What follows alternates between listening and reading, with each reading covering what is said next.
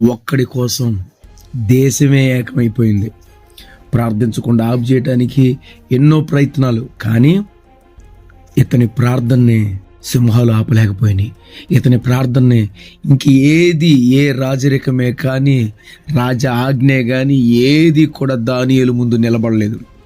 ప్రార్థించేవాడి వెనక దేవుడు ఉంటాడు, ప్రార్థించేవాడి ముందు దేవుడు ఉంటాడు, ప్రార్థించేవాడి చుట్టూ దేవుడు ఉంటాడు.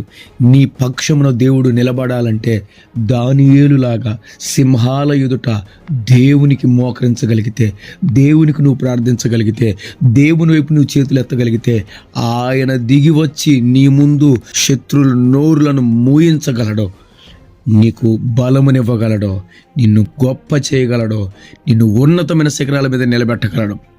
ఈ సమయమందు నీ ఎడల ప్రభు కోరుకునేది ఏంటో తెలుసా? నువ్వు ప్రార్థించాలని, నువ్వు నిలబడాలని, నువ్వు ఆయన కోసం నిలబడాలని. ఒకవేళ నువ్వు నిలబడినప్పుడు నీకు పరిస్థితులు రావచ్చు, మరణపాయాలే నీ మీదకి రావచ్చు, కానీ ఒకటి మాత్రం గుర్తుపెట్టుకో, ఎన్ని నీ మీద చెలరేగుతున్నా మోకరించడం మాత్రం మర్చిపోకు, చేతులెత్తడం మాత్రం మర్చిపోకు. దేవుడు నీ మీద పెట్టుకున్న ఉద్దేశాలు గొప్పే, నీ కోసం ఆయనే దిగొస్తాడు.